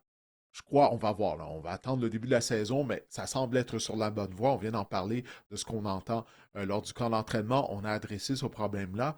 Mais la position de receveur, pour moi, ça demeure un point d'interrogation, encore une fois, du côté de Kansas City. Du moins, afin de revoir la grosse machine rouge, comme au début de la carrière de Mahomes, où on avait une attaque extrêmement explosive. Je regrette. Je ne vois pas où sont les receveurs explosifs de l'attaque de Kansas City. Si on un mot rapidement sur la défense, l'année dernière, on a seulement réussi 39 sacs du corps. C'était bon pour le 18e rang dans la NFL. Chris Jones, 5 sacs seulement l'année dernière. C'est sa saison le moins productive depuis sa saison recrue en 2016. On a quand même des éléments Mhm. en attaque. On a quand même des vedettes. On a parlé de Jones, on a parlé de George Karlaftis également. 48 Oui. plaqués à eux deux sur le corps l'année dernière. Donc, c'était pas une question de pression. On a peut-être juste pas complété en termes de sac du corps. Mais cette ligne défensive-là, tant que Chris Jones sera là, George Kalafkis, je pense qu'on a quand même des éléments en défense pour faire peur au corps adverse cette saison du côté des Chiefs, là, Didier. Carl Assis en a un autre qui a été récompensé il y a quelques semaines. Il a signé une prolongation de contrat. Écoute, George Karlaftis, si je ne me trompe pas, il a participé au Super Bowl à toutes les saisons depuis le début de sa carrière, là. C'est vraiment incroyable. Mais la défense des Chiefs est solide. OK? L'identité des Chiefs, je viens d'en parler, a vraiment changé là, lors des environ quoi, 3 dernières années. Tu sais, on mise sur notre défense, qui est une des meilleures de la NFL, avec l'excellent coordonnateur Steve Spagnuolo. J'ai hâte de voir qui sera le demi-coin à l'opposé de McDuffie. Toutefois, il y a Fulton, tu as mentionné son nom. Bon, on l'a acquis durant la saison morte. Alors ça va être quelque chose à surveiller, mais essentiellement, tout le monde est de retour. Nick Bolton est de retour à la position de secondaire intérieur. Je pense que la défense des Chiefs va être une force, encore une fois, malgré le fait là, que Chris Jones commence à être vieillissant. C'est une année de plus qu'il a sous la cravate. Mais je m'attends à ce que la défense de Kansas City soit solide. Mais moi, j'ai hâte de voir l'attaque aérienne. Je sais que ça paraît bizarre de dire ça avec une équipe qui mise sur non seulement Andy Reid, mais sur Patrick Mahomes. À un moment donné, le talent, le type de joueur qu'on a à la position de receveur de passe, pour moi, c'est un point d'interrogation, là. On a laissé partir Justin Reed. C'est un mouvement qui a peut-être, ou une décision qui a peut-être fait sourciller les amateurs des Chiefs, mais on voit vraiment dans notre soupe, on fonde énormément d'espoir sur le maraudeur Jaden Hicks, là, qui pourrait être à surveiller cette Mhm. saison. Je crois quatrième ronde en 2024, 3 interceptions seulement en disputant. 3 interceptions, pardon, en disputant seulement 37% des jeux en un seul départ l'année dernière. Donc, on fonde beaucoup d'espoir sur Jaden Hicks dans la tertiaire là, au niveau des Chiefs de Kansas City. Ça reste à voir là-dessus. Voilà, Didier, je pense qu'on peut parler du over-under, là, du total de victoires là, pour les Chiefs de Kansas City qui est à 10,5, donc 10,5. Ah, il est à 11,5? 11,5, d'accord. 11,5 du côté des Chiefs. Écoute, on leur donne le bénéfice du doute, là, les Chiefs de Kansas City. 15 victoires l'année dernière. Je pense personnellement qu'on n'aura pas 15 victoires cette saison, mais je pense que de se rendre à 12, hey, j'ai envie de dire moins, moi, Didier. Je pense que les Chiefs vont participer aux éliminatoires, mais je pense que ça va être une division, comme je le dis, qui va un peu s'entretuer. Ça va être serré. Je les vois participer aux éliminatoires. Je les vois au moins récolter 10 victoires, mais 12, je vais dire moins, tiens. Ouais, hein, c'est l'over-under. Hein, les preneurs au livre savaient qu'est-ce qu'ils faisaient lorsqu'ils ont donné 11 victoires et demie à Kansas City. Je vais dire plus. Je vais dire plus. Je vais aller avec 12 victoires. Ça serait quand même quoi? 3 victoires de moins que l'année dernière. Alors, ça serait tout de même une régression. Alors, je vais choisir le under. Pendant qu'on voit sur le tableau, Marc-André, depuis 1995, seulement une équipe qui a perdu le Super Bowl y a participé l'année suivante, et c'était les Patriots en 2019. Alors, l'histoire est contre Kansas City afin de retourner au match ultime. Alors, on va voir qu'est-ce que ça va donner du côté des Chiefs. On va parler en long et en large de Patrick Mahomes, des receveurs de passe. Alors, selon toi, Marc-André, en termes de fantasy football, là, bon, j'ai touché à ça là, sans le vouloir en parlant de vrai football. Mais Patrick Mahomes, tu t'attends à quoi cette année? Là? Parce qu'avant, c'est une valeur sûre en termes de fantasy football. Mais maintenant, la production a baissé. Qu'est-ce que ça va donner? Quart numéro 8 et quart numéro 11 lors des 2 dernières saisons, Patrick Mahomes, un quart que vous repêchiez comme quart numéro 2 dans un top 5 au niveau fantasy. On va détruire des mythes ce matin, Didier. Là.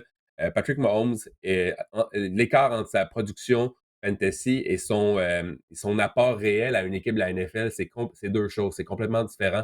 Patrick Mahomes n'est pas un bon quart arrière fantasy tant que ça, Didier. Plus de 20 points par fantasy lors seulement de ses 23 pardon, plus de 20 points fantasy seulement lors de 23 de ses matchs la saison dernière. Donc, c'est un match, grosso modo, sur 5 où il a obtenu plus de 20 points fantasy. C'est vraiment très peu. Il est le quart numéro 6 en ce moment. Encore là, je trouve que son classement fantasy est bâti, surtout sur sa réputation. Moi, c'est à ce rang-là, Patrick Mahomes, je ne trouve pas intéressant.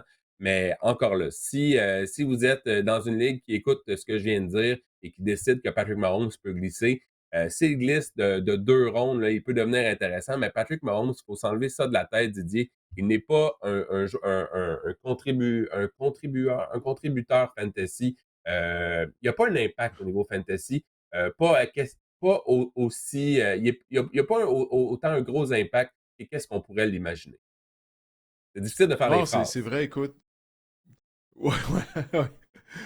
Mais non, mais c'est vrai. Écoute, tu sais, tu en parlais tout à l'heure, la diminution de sa production en termes de passes, de toucher lors des dernières saisons. Alors oui, ça a un impact en termes de fantasy football dans le cas de Patrick Mahomes. En tout cas, on va voir qu'est-ce que ça va donner au cours de la saison.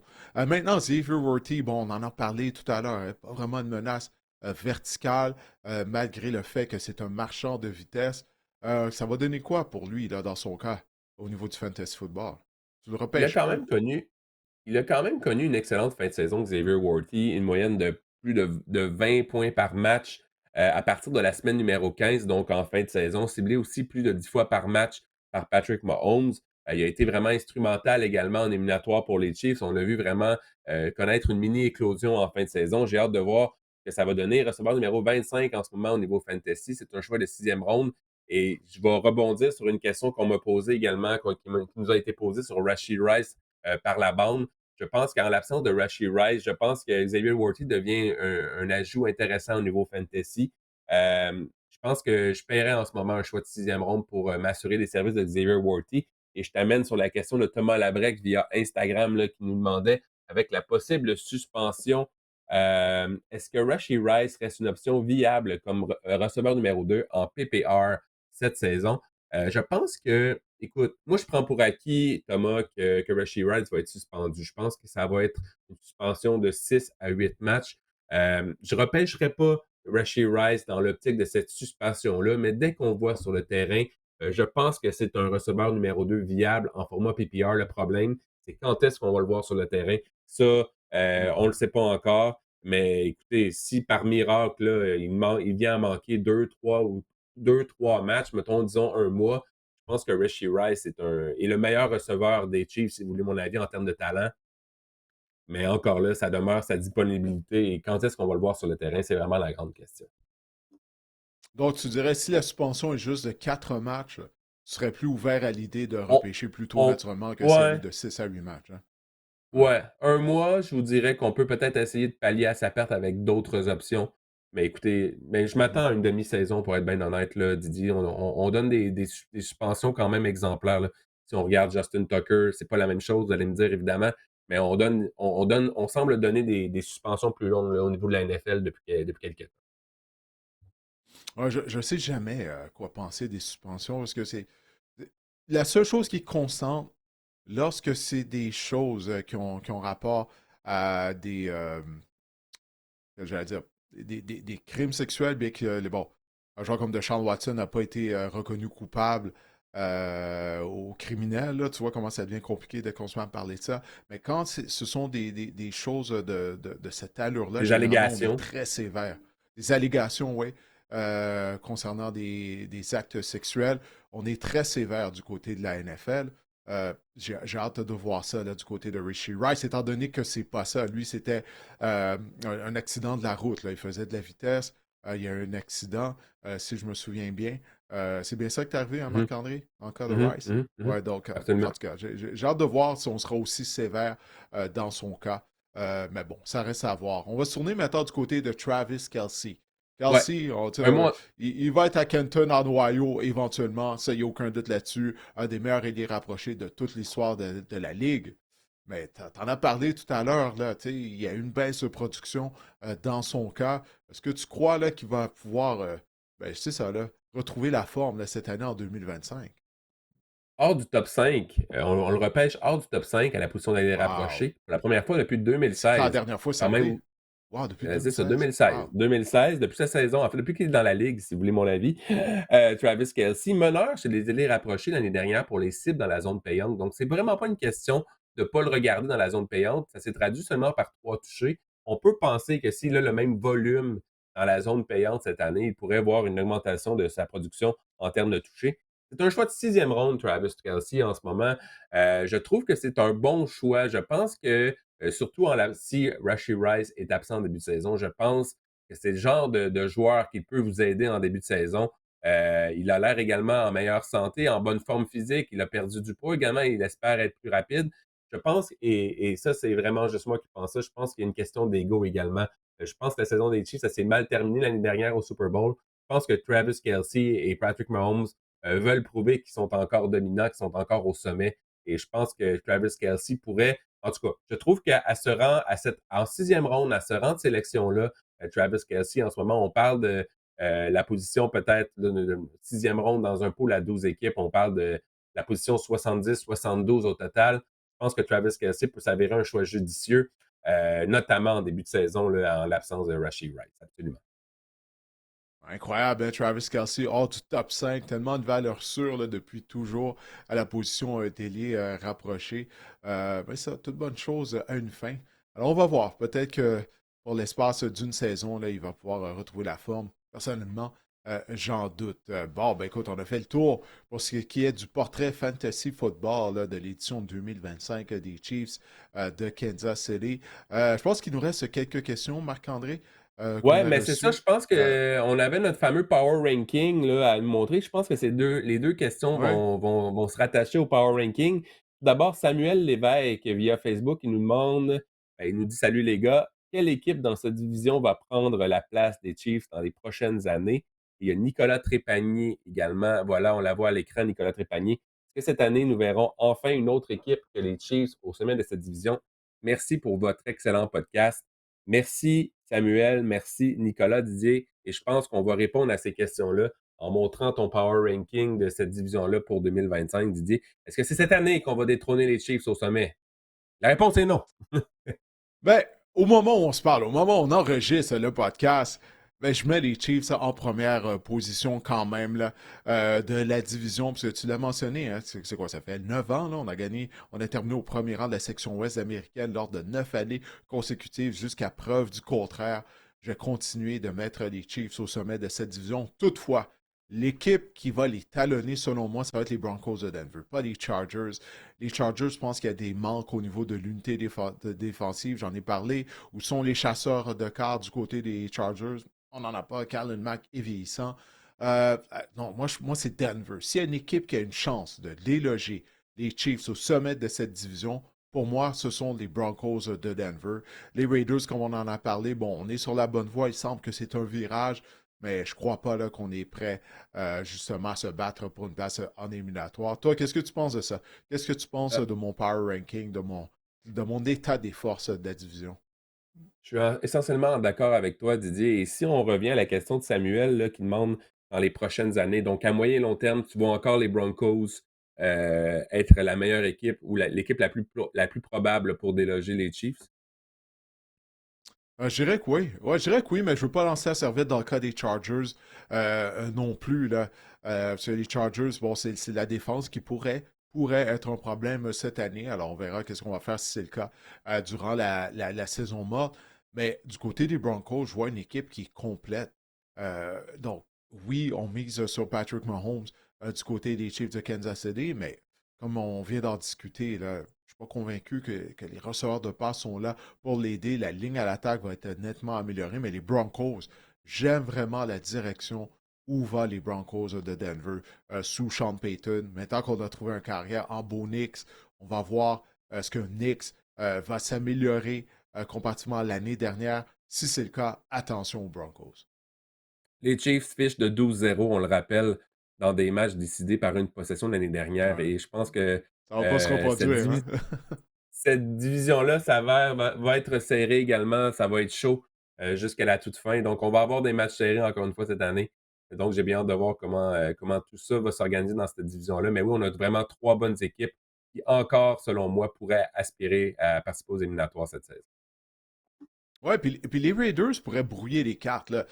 Moi, je crois pas que les Raiders, comme je viens de le dire, vont participer aux éliminatoires. J'ai choisi à fait de terminer au dernier rang. Mais le fait qu'ils devraient être plus compétitifs que lors des dernières années, tu sais, ils pourraient aller chercher une victoire ici et là, peut-être contre les Broncos, les Chiefs, les Chargers. Tu sais, ils vont voir leur rôle à jouer afin de déterminer quelle équipe va terminer au premier rang de la division. Du moins, je crois. On va voir. On verra qu'est-ce que ça va donner. Ben écoute, Marc-André, on a fait le tour de la section ouest de l'association américaine. On espère que cet épisode du podcast vous a plu. On va poursuivre notre survol des divisions la semaine prochaine. Alors, je vous souhaite de passer une bonne semaine.